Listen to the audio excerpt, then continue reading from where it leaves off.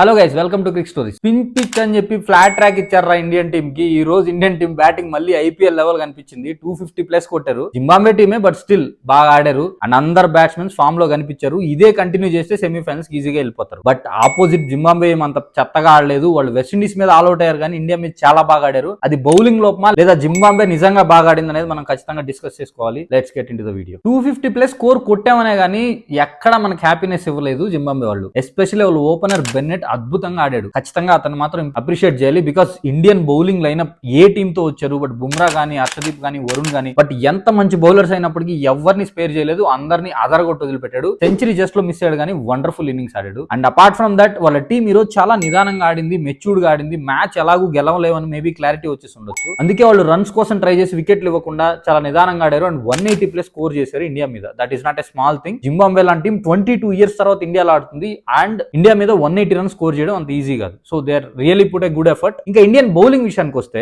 Bowling లో బాగా వేస్తున్నట్టే కనిపిస్తున్నారు, కానీ చాలా రన్స్ ఇచ్చారు. ఈ రోజు దుబే అయితే కంప్లీట్ గా అవుట్ ఆఫ్ లైన్ కనిపించాడు. ఎందుకో మరి 2 ఓవర్లు ఒక్క బాల్ కూడా ప్రాపర్ గా వేయలేకపోయాడు. అంతేకాదు నెక్స్ట్ మనం వెస్టిండీస్ తో మ్యాచ్ ఆడుతున్నాం, that in Kolkata. Kolkata batting కి హెవెన్ లాంటి పిచ్, కొట్టుకుంటే 300 కూడా కొట్టొచ్చు అలాంటి పిచ్ కోల్కతా. సో ఖచ్చితంగా ఇలాంటి బౌలింగ్ తో కోల్కతాకి వెళ్తే మాత్రం వెస్టిండీస్ వాళ్ళు దుమ్ములే వదిలిపెడతారు. అండ్ వాళ్ళ సిక్స్లు ఎలా ఉంటాయి తెలుసుగా, నిలబడి కొడతారు సిక్స్. బౌలింగ్ మీద ఇప్పటి నుంచే కాన్సన్ట్రేట్ చేసి బాగా ప్రాక్టీస్ చేసుకుని మంచి బౌలింగ్ తో వస్తేనే బెటర్. లేదంటే అది డూ ఆర్ డై మ్యాచ్. ఏ కొంచెం అటు ఇటు అయినా ఒక్క రోజు ఇండియా బాగా ఆడకపోయినా ఇండియా ఇంటికి వెళ్ళిపోతుంది, వెస్టిండీస్ సెమీఫైనల్కి వెళ్తుంది. ప్లేయింగ్ 11 విషయానికి వస్తే ఈ రోజు 11 చాలా బాగా కుదిరినట్టు అనిపించింది. సంజు శాంసన్ 24 రన్స్ అవుట్ అయినప్పటికీ ఓపెనింగ్ లో మంచి పార్ట్నర్షిప్ వచ్చింది, 48 రన్స్. అభిషేక్ కొంచెం స్లోగా ఆడాడు, ఒక పక్క సంజు శాంసన్ అటాక్ చేస్తుంటే. సో దాని వల్ల 1 డౌన్ వచ్చి ఇషాన్ కిషన్ అద్భుతంగా ఆడాడు. 33 రన్సే, బట్ చాలా ఇంటెంట్ చూపించాడు అండ్ మంచి short selection. And Ishan Kishan తర్వాత సూర్య గానీ, హార్దిక్ పాండ్యా గానీ, ప్రతి ఒక్కరు, especially Tilak Varma strike rate లేదు అని కమెంట్స్ వస్తున్నాయి లాస్ట్ 3-4 days లో. అండ్ ఈ రోజు 200+ స్ట్రైక్ రేట్ చూపించాడు. 16 balls 44 runs. బట్ స్టిల్ అది ఎలా వచ్చింది అంటే ఓపెనింగ్ పార్ట్నర్షిప్ మంచిగా ఉండడం వల్ల.